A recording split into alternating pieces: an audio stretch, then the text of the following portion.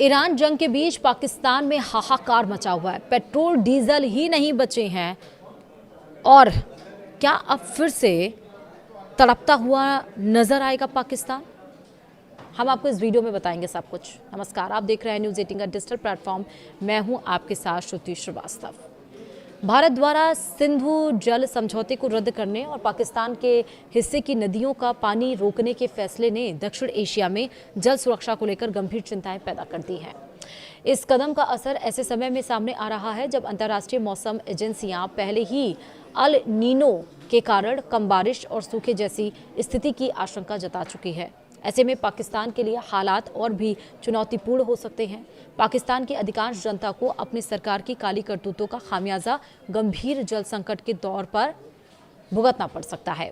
दूसरी तरफ कम बारिश होने के बावजूद भारत के पास सरप्लस वाटर रहने की संभावना है, जिसका इस्तेमाल खेती बाड़ी के साथ ही पेयजल के लिए भी किया जा सकेगा। सिंधु जल समझौता जो 1960 में भारत और पाकिस्तान के बीच विश्व बैंक की मध्यस्थता में हुआ था, दोनों देशों के बीच जल बंटवारे का आधार रहा है और इस समझौते के तहत भारत को पूर्वी नदियों जैसे कि रावी, ब्यास और सतलज का उपयोग करने का अधिकार था, जबकि पश्चिमी नदियों यानी कि सिंधु, झेलम और चेनाब का अधिकांश जल पाकिस्तान को मिलता रहा है।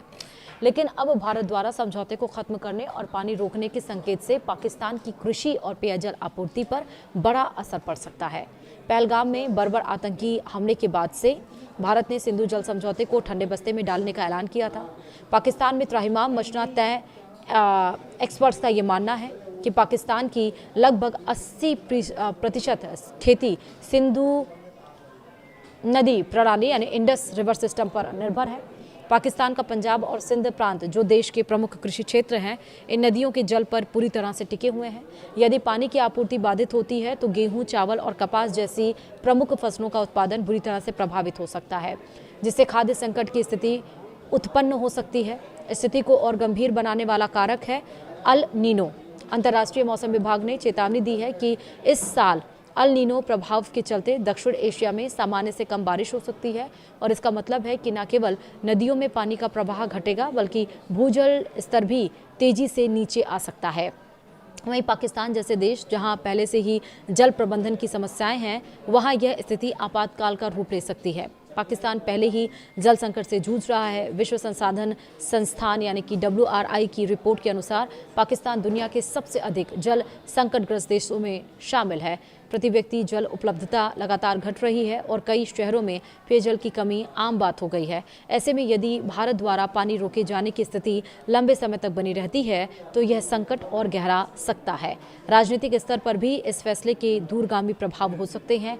पाकिस्तान इस मुद्दे को अंतर्राष्ट्रीय मंचों पर उठाने की कोशिश कर सकता है, जबकि भारत इसे अपने अतिरिक्त अधिकार और सुरक्षा से जुड़ा कदम बता रहा है। इससे दोनों देशों के बीच तनाव बढ़ने की आशंका से इनकार नहीं किया जा सकता। हालांकि कुछ विशेषज्ञ यह भी मानते हैं कि नदियों के पूरे प्रवाह को रोक पाना तकनीकी रूप से आसान नहीं है, क्योंकि इसके लिए बड़े स्तर पर बांध और जल भंडारण ढांचे की आवश्यकता होती है। फिर भी पानी के प्रवाह को नियंत्रित करने या समय समय पर रोकने जैसे कदम भी पाकिस्तान के लिए गंभीर चुनौती पैदा कर सकते हैं। वहीं सिंधु जल समझौते का रद्द होना और अल नीनो का प्रभाव, ये दोनों मिलकर पाकिस्तान के लिए जल संकट की स्थिति को और ज़्यादा गंभीर बना सकते हैं। आने वाले महीनों में यह देखना महत्वपूर्ण होगा कि दोनों देश इस संवेदनशील मुद्दे को कैसे संभालते हैं और क्या कोई कूटनीतिक समाधान निकल पाता है या फिर नहीं। वीडियो में इतना ही। नमस्कार।